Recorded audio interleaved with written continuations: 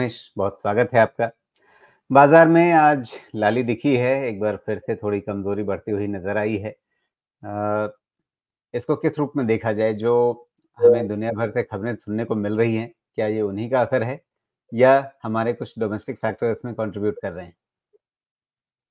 जी, नमस्कार। तो हमारे पास 2 चीज़ें हैं अभी डिस्कस करने को। एक है हमारा रिज़ल्ट सीज़न शुरू हो गया है वो और दूसरा जियोपॉलिटिकल सिचुएशन। तो रिज़ल्ट सीज़न जो है वो हमारा डोमेस्टिक कंडीशंस डिफ़ाइन करेगा और जियोपॉलिटिकल सिचुएशन जो डेवलपमेंट है, ये बाकी सारी चीज़ें पूरे ग्लोब के फैक्टर को एंड देयरफॉर हमारे पे जो इम्पैक्ट होगा उसको डिफ़ाइन करेगा। करंटली पहले ले लेते हैं हाँ, हमारा रिज़ल्ट जो अभी स्टार्ट हुआ है, वो कैसा हुआ है और उससे क्या देखने को मिल रहा है मार्केट। तो अभी तक जो भी रिज़ल्ट आए हैं चाहे वो आईटी के रिज़ल्ट हों और बीएफएसआई के रिज़ल्ट हों।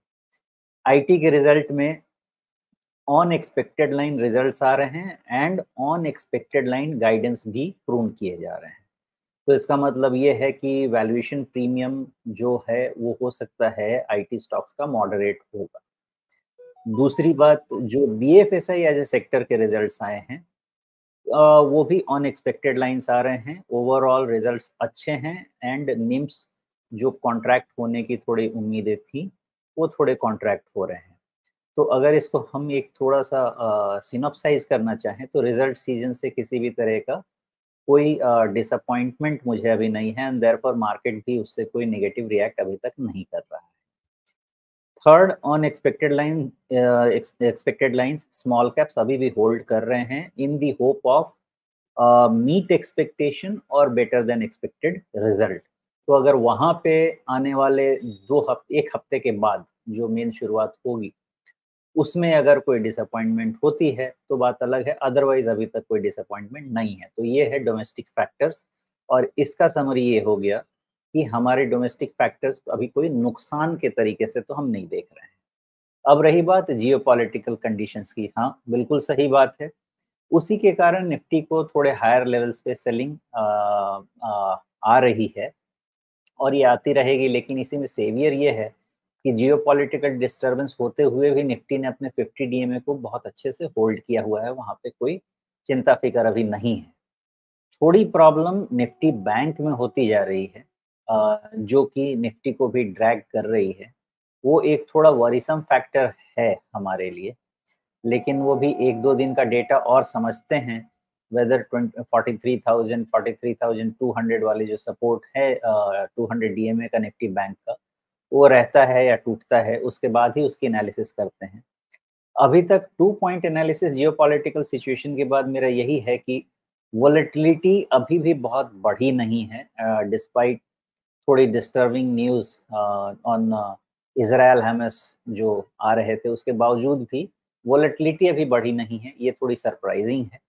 और जब तक वोलेटिलिटी बढ़ती नहीं है, तब तक मुझे लगता है कि हमारे मार्केट ऐसे ही नैरो रेंज में रहेंगे और जियोपॉलिटिकल डेवलपमेंट का थोड़ा-सा और वेट करेंगे। जी, तो यहाँ पे आते हैं, थोड़ा एक-एक करके चार्ट्स को समझ लेते हैं। अ, सबसे पहले निफ्टी, आपने ज़िक्र किया कि 50 डे मूविंग एवरेज को किसी तरह से अभी तक तो निफ्टी बचा कर के चल रहा है और 1, 2, 3, 4, 5, 6, 6 दिन हो गए जब इसके ऊपर ये लगातार बना हुआ है और इस दौरान एक छोटे दायरे के अंदर मतलब 19,850 के ऊपर जाने में इसे मुश्किल हो रही है और नीचे 19,650 मान लीजिए उसको ये बचा कर के रख रहा है। आज भी उसने कुछ ऐसा ही काम किया है।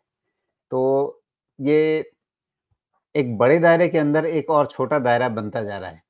इससे क्या समझें? इससे यही समझें कि अगले हफ्ते ब्रेकआउट या ब्रेकडाउन मोस्टली मिल जाए। ये जो कंसोलिडेशन है, ये हफ्ता निकाल लेगा कंसोलिडेशन का और नेक्स्ट वीक में हमें ब्रेकआउट या ब्रेकडाउन मिलेगा, ऐसी मेरी उम्मीद है। जब तक 19,500 के नीचे निफ्टी क्लोज़ ना हो, मुझे ब्रेकआउट की ही उम्मीद रहेगी, ब्रेकडाउन की नहीं। लेकिन 19,500 के नीचे अगर निफ्टी क्लोज़ होने जाए, इसका मतलब ये है कि बैंकिंग इंडेक्स में शायद और वीकनेस रीड करेगा मार्केट एंड देयरफॉर फिर नीचे ब्रेकडाउन हो सकता है। तो दोनों तरफ अभी जी। ओपन रख रहे हैं, लेकिन जब तक निफ्टी का 50 डीए में है, ब्रेकआउट के चांसेस बने रहें। या इसको दूसरे तरीके से भी देखा जा सकता है क्या कि जब तक ये 19,850 के ऊपर अब ना बंद हो, तब तक तेज़ी की उम्मीद करना मुश्किल हो जाएगा?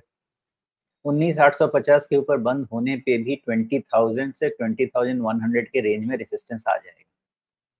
जी, प्रॉपर बाय एट डिप्स का market with 19,500 as sacrosanct support तभी मिलेगा जब 20,000 के ऊपर निफ्टी बंद होना शुरू कर दे। एक दिन भी बंद दे दे 20,000 के ऊपर, फिर वो डर निकल जाएगा। मेबी वो तभी होगा जब थोड़े जियोपॉलिटिकल टेंशन जो हैं वो थोड़े ईज़ होंगे, कहीं कुछ राहत की बात चले।